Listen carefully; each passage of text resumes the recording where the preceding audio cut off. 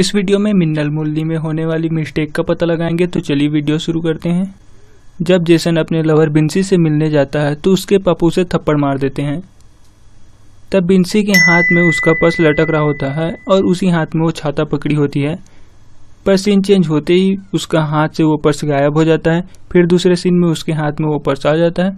फिर अगले सीन में उसका पर्स फिर से गायब हो जाता है। ये पीले टी शर्ट वाला बंदा यहाँ होता है, पर अगले सीन में ये जेसन के पीछे हो जाता है। इतनी रात को ये सब क्रिसमस लाइट के जलने का वेट कर रहे होते हैं, और वो भी कराटे सीखने वाली यूनिफॉर्म पहनकर। ना तो यहाँ कोई फसल है, फिर ये काग भगोड़ा रखने की क्या ज़रूरत है, और जिसे भगाने के लिए ये लगाया गया है वो तो इसी के ऊपर आकर बैठ रहे हैं। जब जेसन सेंटा बन के बिन्सी से मिलने जाता है तो वो नाच रहा होता है, तो ये बच्चा जेसन के सामने नाच रहा होता है, पर दूसरे सीन में ये बच्चा उसके बगल में चला जाता है। फिर आगे के सीन में ये बच्चा उसके सामने आ जाता है। जेसन बिन्सी से मिलने जाता है तो अपना सेंटा का मास्क निकालता है। आगे के सीन में सेंटा का मुखौटा जो है जेसन के बगल में होता है, और पीछे से शॉट लेने पर सेंटा का मुखौटा जेसन के पीछे चला जाता है, और आगे के सीन में फिर से मुखौटा उसके बगल में आ जाता है। जब शिबू अपने बचपन का प्यार, मेरा मतलब है उषा की तस्वीर इस कागज पर बनाता है, पर 28 साल बाद फोटो तो सेम होती है, पर ये कागज बदल चुका होता है। शिबू उषा की फोटो बनाता है, तब उषा स्कूल यूनिफॉर्म में होती है, पर वो तो फोटो में उसे कुछ और ही पहना देता है। शिबू पर बिजली गिरने के पश्चात जब वो रूम में कांप रहा होता है तो टेबल के पास रखी सारी चीजें हिलने लगती हैं, बस इसे छोड़कर। इस सीन में जेसन की लुंगी खुली होती है, पर अगले सीन में जेसन की लुंगी आधी फोल्ड हो जाती है। इस सीन में जेसन के इस हाथ में फल होता है, पर इस एंगल से फल उसके दूसरे हाथ में चला जाता है। यहाँ ये बच्चा है, पर सीन जब दूर से शूट होती है तो ये बच्चा यहाँ से गायब हो जाता है। यहाँ जेसन के पीछे एक आदमी होता है जिसके सर पर गुब्बारे का ताज बना होता है।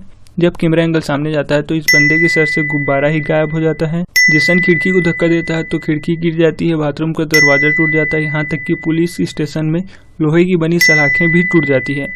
ये सब इसलिए होता है क्योंकि उसमें कोई कब्जा नहीं लगा होता। ये साफ मूवी में दिखाई देता है। जेसन ब्रूस ली को धक्का देता है तो वो बड़े आराम से फिसलते हुए गिरती है, तब उसके पीछे कुछ नहीं होता, पर एंगल चेंज होते ही उसके पीछे ये आ जाता है। जेसन और पोथन की बहस हो जाती है, तब जेसन उसे थोड़ा धक्का देता है तो पोथन पत्थर का सीना चीरते हुए कुएं में जा गिरता है, और वो भी इस शेप में।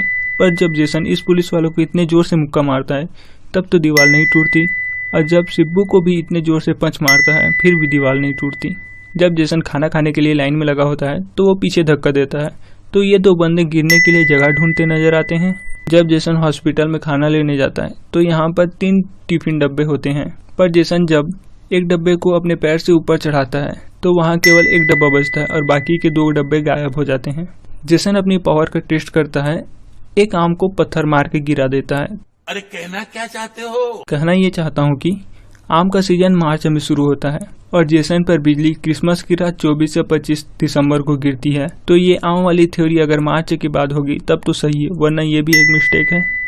जेसन यहाँ से 3 कपड़े निकालता है और वो चेहरे पर एक कपड़ा बांधता है, तो फिर वो 2 कपड़ों का करता क्या है। इस सीन में गाड़ी के साइलेंसर को ऐसे मोड़ देता है। अब इसे सीधा करोगे तो ये कितना लंबा होगा, आप कमेंट करके बताना।